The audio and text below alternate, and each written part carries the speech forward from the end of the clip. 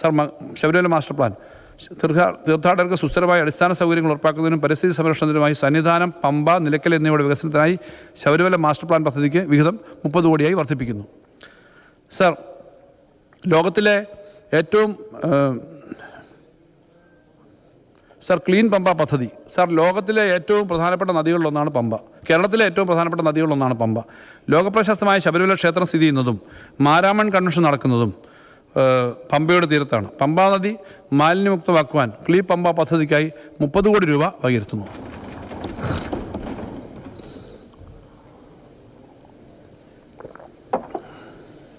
സഹകരണം. സർ, സഹകരണ മേഖലയ്ക്കായി ആകെ 142.52 കോടി രൂപ വകയിരുത്തുന്നു. വിദേശത്തുള്ള മക്കളുടെ അഭാവത്തിൽ ഒറ്റയ്ക്ക് കഴിയുന്ന മാതാപിതാക്കൾക്ക് സമഗ്ര പരിചരണം പ്രദാനം ചെയ്യുന്നതിനായി നടപ്പിലാക്കുന്ന cooperative care geriatric and palliative സെൻ്ററുകൾ എന്ന പദ്ധതി 21.40 കോടി രൂപ വകയിരുത്തുന്നു. സഹകരണ മേഖലയുടെ നൂതന കാർഷിക പദ്ധതിയായ സീട്ട 35 കോടി രൂപ വകയിരുത്തുന്നു. ഇതിൻ്റെ ഭാഗമായി നാളികേര വ്യവസായത്തെ പുനരുജ്ജീവിപ്പിക്കാനായി +1 പദ്ധതി ഈ വർഷം നടപ്പിലാക്കുന്നതാണ്. പ്രാഥമിക കാർഷിക വ്യാപാര സഹകരണ സംഘങ്ങളുടെ വിവിധ പദ്ധതികൾക്കായി 15.95 കോടി രൂപ വകയിരുത്തുന്നു. കേരള സഹകരണ വികസന ക്ഷേമനിധി ബോർഡിൻ്റെ റിസ്ക് ഫണ്ട് സ്കീമിലേക്ക് സംസ്ഥാന വിഹിതമായി 7 കോടി രൂപയും ഉൾപ്പെടുന്നു. സർ, കേപ്പിൻ്റെ വിവിധ പദ്ധതികൾക്ക് വികസനത്തിനായി 6 കോടി രൂപ വകയിരുത്തുന്നു.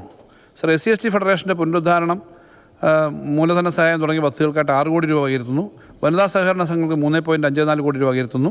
സർ, കേരള നെല്ല് സംസ്കരണ വിപണന സഹകരണ സംഘത്തിന് കാപ്കോസിന് കീഴിൽ കോട്ടയം ഏറ്റുമാനൂരിൽ റൈസ് മിൽ പദ്ധതിയുടെ നിർമ്മാണം നടത്താനായി 10 കോടി രൂപ വകയിരുത്തുന്നു.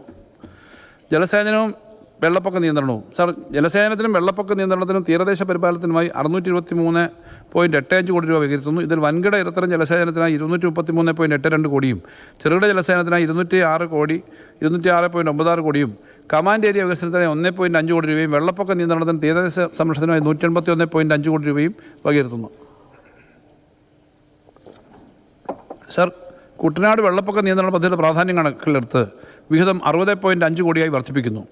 കുട്ടനാട് മേഖലയിലെ വെള്ളപ്പൊക്ക നിയന്ത്രണത്തിന് സമഗ്ര പദ്ധതി തയ്യാറാക്കുന്ന പ്രക്രിയ തുടങ്ങുന്നതിന് ആദ്യഘട്ടമായി ഇത് കൂടാതെ 50 കോടി രൂപ കൂടി വകയിരുത്തുന്നു. മീനച്ചിൽ വാലി ജലസേചന പദ്ധതിക്ക് 5.5 കോടി രൂപ വകയിരുത്തുന്നു. ഇടമാലയാറിന് 32 കോടി, മൂവാറ്റുപുഴ വാലിക്ക് 11.56 കോടി, കാവേരി നദിയുടെ പദ്ധതിക്ക് 28.75 കോടി, ബാണാസുര സാഗർ 21.75 കോടി, കാവേരി നദീതടത്തിലെ ചെറുകിട പദ്ധതികൾക്ക് 2.6 കോടി രൂപ, പട്ടിശ്ശേരി ഡാമിൻ്റെയും കനാൽ സംവിധാനത്തിൻ്റെയും പുനർനിർമ്മാണത്തിനായി 17 കോടി, ചമ്രവട്ടത്ത് റെഗുലേറ്റർ കം ബ്രിഡ്ജ് പദ്ധതിക്ക് 2.5 കോടി, കാടാ കനാലുകളുടെ നവീകരണത്തിന് 14.1 കോടി, ഡാം പുനരുദ്ധാരണവും വികസനവും പദ്ധതിക്കായിട്ട് ഡ്രിപ്പിന് 16 കോടി, കുറ്റ്യാടി ജലസേചന പദ്ധതിക്ക് 5 കോടി, പഴശ്ശി ജലസേചന പദ്ധതിക്ക് 13 കോടി, ചേരമംഗലം പദ്ധതിക്ക് 2.5 കോടി, കാഞ്ഞിരപ്പുഴ ജലസേചന പദ്ധതിക്ക് 10 കോടി, ചിറ്റൂർപ്പുഴ നവീകരണ പദ്ധതിക്ക് കനാൽ നവീകരണ പദ്ധതിക്ക് 12 കോടി എന്നിങ്ങനെ വകയിരുത്തുന്നു. സർ, തോട്ടപ്പള്ളിയിലെ വിവിധ പ്രവർത്തനങ്ങൾക്കായിട്ട് 5 കോടി രൂപ വകയിരുത്തുന്നു. കല്ലട ഇറിഗേഷൻ കനാലുകളുടെ സംരക്ഷണ നവീകരണ പ്രവർത്തനങ്ങൾക്കായി 10 കോടി രൂപ വകയിരുത്തുന്നു. സർ, ചെറുകിട ജലസേചനം, ഭൂഗർഭ വികസനവും ജലവിഭജനവും പര്യവേഷണവും പദ്ധതിക്കായി 23 കോടി രൂപ വകയിരുത്തുന്നു. ലിഫ്റ്റ് ഇറിഗേഷന് 17 കോടി രൂപ വകയിരുത്തുന്നു. സർ, ചെറുകിട ജലസേന ക്ലാസ് 1 പദ്ധതിക്കായിട്ട് 71.1 കോടി രൂപയും ക്ലാസ് 2 പദ്ധതിക്ക് കീഴിൽ തുടർന്നു വരുന്ന പ്രവർത്തികൾക്ക് പുതിയ പ്രവർത്തികൾ ഏറ്റെടുക്കുന്നതിന് 22.5 കോടി രൂപയും വകയിരുത്തുന്നു.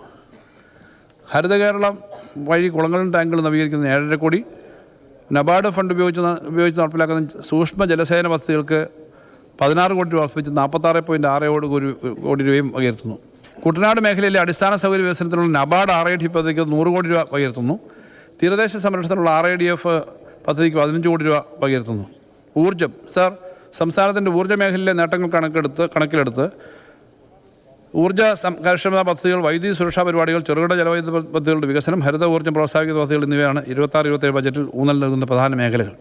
ഊർജ്ജ മേഖലയുടെ വിഹിതം 1309.94 കോടി രൂപയായി ഉയർത്തിയിട്ടുണ്ട്. ഇതിൽ ഊർജ്ജ മേഖലാ വികസനത്തിനായി KSEB വിവിധ ധനസ്രോതസ്സുകളിലൂടെ 1238.8 കോടി രൂപയും പാരമ്പര്യവും പുനരുപയോഗ ഊർജ്ജ സ്രോതസ്സുകൾക്കായി 71.04 കോടി രൂപയാണ് വകയിരുത്തിയിട്ടുള്ളത്.